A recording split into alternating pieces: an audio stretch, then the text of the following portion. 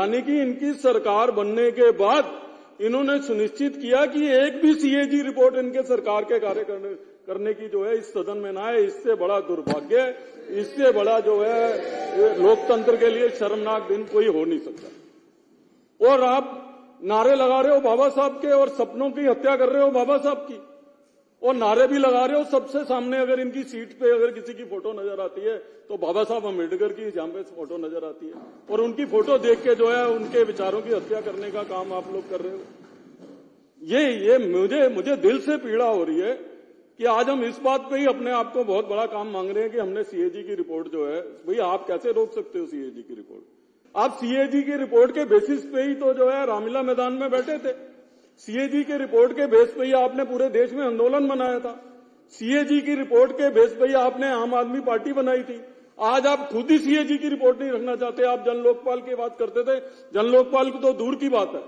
मैं समझता हूं कि दिल्ली के ये 11 साल पूरी दिल्ली की लोकतांत्रिक व्यवस्था के सबसे शर्मनाक 11 साल होंगे कि एक चुनी हुई सरकार जो है वो सीएजी की रिपोर्ट रखने से भी जो है प्रेजेंट करेगा। मैं आपसे ये कहना चाहूंगा कि नॉर्मल हालात में सीएजी की रिपोर्ट जो है वो पीएसी के मेंबर्स देखते हैं, लेकिन ये नॉर्मल हालात नहीं है।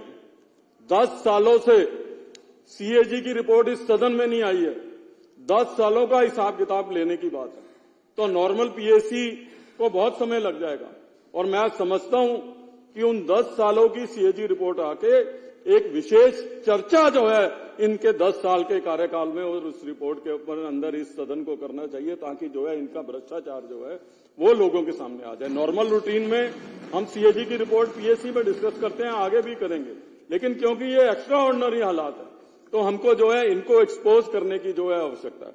मैं ये कहना चाहूंगा कि सीएजी की रिपोर्ट का डर है इनको, आम आदमी पार्टी के लोगों को, और ये कोशिश कर रहे हैं कि बाबा साहब के फोटो के पीछे छिपके, भगत सिंह जी की फोटो के पीछे छिपके अपने उस भ्रष्टाचार को ये छुपा लेंगे। ये गलतफहमी के शिकार हैं अध्यक्ष जी। अध्यक्ष जी, बाबा साहब हम सब लोगों के लिए पुण्य है। दिल्ली सरकार में मंत्री रहा हूं मैं। मुझे आज भी याद है कि मैं जब मंत्री था उस समय जो है केंद्र के अंदर जो है वो एनडीए की सरकार थी। अब्दुल कलाम जी देश के राष्ट्रपति थे, अटल बिहारी वाजपेयी जी देश के प्रधानमंत्री थे, क्योंकि ये मैंडेटरी है और बाबा साहब ने जो है संविधान की रचना की है। मेरे ऑफिस में और सारे मंत्रियों के ऑफिस में अब्दुल कलाम जी का और अटल बिहारी वाजपेयी जी की फोटोग्राफ जो है लगी हुई थी। ये संवैधानिक परंपरा है इस देश की। लेकिन मैं इनसे प्रश्न पूछना चाहता हूं कि बाबा साहब के उन सपनों को जिसमें यह लिखा गया है कि संवैधानिक पद पर रहने वाले राष्ट्रपति और प्रधानमंत्री की फोटो जो है वो गवर्नमेंट के कार्यालय में होगी, उसको हटाने का काम किसने किया? इसको जो है इनको देश और सदन को हटाना पड़ेगा। मैं रेखा जी को मुबारकबाद देना चाहता हूं, माननीय मुख्यमंत्री जी को, क्या आपने बाबा साहब की उन संसदीय परंपराओं को बरकरार रखने का काम दोबारा दिल्ली में किया माननीय प्रधानमंत्री जी और राष्ट्रपति जी के फोटो लगाने के लिए? किसने महात्मा गांधी जी की फोटो लगाई? और भगत सिंह जी के प्रदेश का आपने क्या हाल किया है? आपका मुख्यमंत्री वहां पे है, वो एक ऐसे व्यक्ति को ऐसे डिपार्टमेंट का मंत्री बना देता है जो डिपार्टमेंट एग्जिस्ट ही नहीं करता। ये भगत सिंह जी के सपने थे कि 2 साल तक आपको यही नहीं पता लगा कि ये डिपार्टमेंट ही नहीं है, वो सचिवालय नहीं जाता, वो मीटिंग नहीं अटेंड करता, ना मुख्यमंत्री को पता लगता है ना मंत्री को पता लगता है। ये भगत सिंह जी के सपन आप जो है आप पूरे कर रहे हो। आप किस तरीके की बात कर रहे हो अध्यक्ष जी? मैं चाहता था आज विपक्ष के लोग यहां पे हों, उनके सामने जो है आंख में आंख डाल के बात करूं। अध्यक्ष जी, आपके पीछे मैं सदन में बहुत सारे हमारे नए सदस्य आए हैं। मेरा सौभाग्य रहा है इस सदन में बहुत सालों तक रहने का। हमारे पुराने साथी मोहन सिंह बिष्ट जी यहाँ पे बैठे हैं, कुलवंत राणा, बहुत पुराने साथी मनोज जी, हमारे बहुत पुराने साथी भी इस विधानसभा में रहे। आप लोगों के साथ भी 3 टर्म में रहे, लेकिन आप लोगों का दुर्भाग्य रहा कि आप ऐसे समय में एमएलए बने जब लोकतांत्रिक मूल्य इस सदन के खत्म हो गए थे। वो सदन किस काम का है जिस सदन के अंदर जो है क्वेश्चन आवर खत्म कर दे और वो सरकार बाबा साहब के सपनों की बात करे? वो सदन किस काम का है? ये सदन किस लिए होता है? इस सदन के सदस्यों को हम विधायक क्यों कहते हैं? इस सदन का मूल काम विधायी कार्यों में भारी लेना। ये सदन केवल सरकारी बिजनेस के लिए नहीं है कि सरकार कोई बिल लेके आए, सरकार बजट लेके आए, हम पास कर दें और हमारी ड्यूटी खत्म। हमारी क्या सोच इस समाज के प्रति है? बाबा साहब ने हमको ये अधिकार दिए। आज हम एक रिपोर्ट ला रहे हैं, उसका कारण ये है कि ये वॉल्यूमिनस है, बहुत बड़ा, चूंकि ये पिछले कई वर्षों का बैकलॉग है और हम चाहते हैं कि दिल्ली की जनता के सामने सब चीजें बहुत स्पष्ट रूप से आए। इसलिए आज एक रिपोर्ट सदन के पटल पर रखी गई है और इसी तरह से आने वाले दिनों में दूसरी रिपोर्ट लाई जाएगी। मैं चाहता हूं इस रिपोर्ट पर सदन में कुछ सदस्य जिनके मेरे पास नाम आए हैं वो पूरी तरह आतुर हैं कि हम इस चर्चा में भाग लेना चाहते हैं सीएजी रिपोर्ट के बारे में। क्योंकि सीएजी की रिपोर्ट आज यहां पर ले हो गई है, इसलिए मैं इस चर्चा को ऑन करता हूं। और क्योंकि ये मामला बहुत गंभीर मामला है, सीएजी की रिपोर्ट को दबाना एक तरह का क्रिमिनल ऑफेंस है मेरी नजर में, तो इस पर सभी सदस्य अपनी भावनाओं को व्यक्त करना चाहते हैं। जितने सदस्य मौजूद हैं सभी की तरफ से रिक्वेस्ट आ रही है, लेकिन आज हम इसकी चर्चा शुरू करते हैं अरविंदर सिंह लवली जी से। धन्यवाद अध्यक्ष जी। मैं जहां आज के शानदार एलजी एड्रेस के लिए मुख्यमंत्री साहिबा को और उनके पूरी काउंसिल को दिल की से बहुत मुबारकबाद पेश करना चाहता हूं और मैं समझता हूं बहुत शानदार एलजी एड्रेस जो है आज इस सदन में आया, उसके ऊपर विस्तार पे चर्चा जब एलजी एड्रेस शुरू होगी हम करेंगे। अध्यक्ष जी, मैं आपकी पीड़ा समझ सकता हूं और निश्चित रूप से बहुत दुर्भाग्यपूर्ण है और इससे बड़ा लोकतंत्र का बाबा साहब के जो ठेकेदार बन रहे हैं, बाबा साहब के सपनों को चकनाचूर करने का कोई काम नहीं हो सकता कि आपको 15 मिनट ये समझाने में लगा है, आपको ये बोलना पड़ रहा है कि सीएजी की रिपोर्ट जो है हम रख रहे हैं जैसे हम बहुत बड़ा काम कर रहे हैं। ये संविधान की प्रक्रिया है, जिस परिकल्पना, जिस लोकतंत्र की परिकल्पना बाबा साहब ने करी थी, जब संविधान को फ्रेम किया गया था तो उसमें एक नेचुरल कोर्स में है कि कोई भी सरकार की मर्जी नहीं है कि वो सीएजी की रिपोर्ट रखे या ना रखे, मैंडेटरी है। ये विधानसभा बनी इसलिए, और इस विधानसभा का अपमान हो जिस सदन के अंदर हिंदुस्तान की पार्लियामेंट चली हो, उस पार्लियामेंट वाले सदन में दिल्ली की विधानसभा चल रही है। हम लोग सब जो है सौभाग्यशाली हैं और उस विधानसभा में आप 2017 में कह रहे हो, लेकिन आप उसका इस बात पे समझिए कि 2015 में इनकी सरकार बनी, यानी कि इनकी सरकार बनने के बाद इन्होंने सुनिश्चित किया कि एक भी सीएजी रिपोर्ट इनके सरकार के कार्य करने की जो है इस सदन में ना आए। इससे बड़ा दुर्भाग्य, इससे बड़ा जो है लोकतंत्र के लिए शर्मनाक दिन कोई हो नहीं सकता। और आप नारे लगा रहे हो बाबा साहब के और सपनों की हत्या कर रहे हो बाबा साहब की, और नारे भी लगा रहे हो सबसे सामने। अगर इनकी सीट पे अगर किसी की फोटो नजर आती है तो बाबा साहब अम्बेडकर की जहां पे फोटो नजर आती है, और उनकी फोटो देख के जो है उनके विचारों की हत्या करने का काम आप लोग कर रहे हो। ये मुझे दिल से पीड़ा हो रही है कि आज हम इस बात पे ही अपने आप को बहुत बड़ा काम मांग रहे हैं कि हमने सीएजी की रिपोर्ट जो है, भई आप कैसे रोक सकते हो सीएजी की रिपोर्ट। तो जो पार्टी अन्ना हजारे के आंदोलन से निकली हो, वो अन्ना हजारे का आंदोलन क्या था? वो आंदोलन था भ्रष्टाचार के खिलाफ लड़ाई लड़ने का, और वो भ्रष्टाचार के खिलाफ लड़ाई लड़ने का मूल कारण क्या था? सीएजी की रिपोर्ट। सीएजी की रिपोर्ट के अंदर जो केंद्र सरकार पे उस समय भ्रष्टाचार के आरोप लगे थे, यहां दिल्ली सरकार पे जो भ्रष्टाचार के आरोप लगे थे, उन आरोपों की वजह से ही तो आप आंदोलन में बैठे थे। आप सीएजी की रिपोर्ट के बेसिस पे ही तो जो है रामलीला मैदान में बैठे थे। सीएजी के रिपोर्ट के बेस पे ही आपने पूरे देश में आंदोलन मनाया था। सीएजी की रिपोर्ट के बेस पे ही आपने आम आदमी पार्टी बनाई थी। आज आप खुद ही सीएजी की रिपोर्ट नहीं रखना चाहते, आप जन लोकपाल की बात करते थे। जन लोकपाल की तो दूर की बात है। मैं समझता हूं कि दिल्ली के ये 11 साल पूरी दिल्ली की लोकतांत्रिक व्यवस्था के सबसे शर्मनाक 11 साल होंगे कि एक चुनी हुई सरकार जो है वो सीएजी की रिपोर्ट रखने से भी जो है प्रेजेंट करेगा। मैं बधाई देना चाहता हूं रेखा गुप्ता जी को और उनकी पूरी काउंसिल ऑफ मिनिस्टर्स को कि आपने, प्रधानमंत्री जी ने जो दिल्ली के लोगों से वायदा किया था, आपने कैबिनेट में आने के बाद जो सबसे पहले जो है आपने जो है सीएजी की रिपोर्ट ले करने का, और जैसा अध्यक्ष जी ने कहा, क्योंकि वॉल्यूम इतना बड़ा है और उसको पढ़ने में समय लगेगा, आज फर्स्ट वॉल्यूम आपने टेबल रखा है।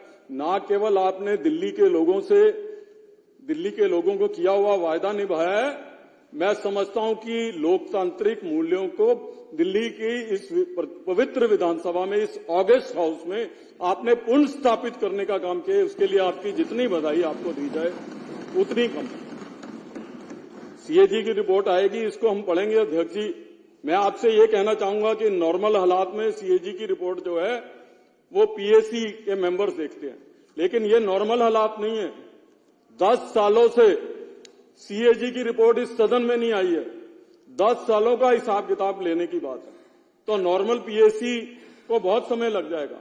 और मैं समझता हूं कि उन 10 सालों की सीएजी रिपोर्ट आके एक विशेष चर्चा जो है इनके 10 साल के कार्यकाल में और उस रिपोर्ट के ऊपर अंदर इस सदन को करना चाहिए, ताकि जो है इनका भ्रष्टाचार जो है वो लोगों के सामने आ जाए। नॉर्मल रूटीन में हम सीएजी की रिपोर्ट पीएसी में डिस्कस करते हैं, आगे भी करेंगे, लेकिन क्योंकि ये एक्स्ट्रा ऑर्डिनरी हालात है तो हमको जो है इनको एक्सपोज करने की जो है आवश्यकता है।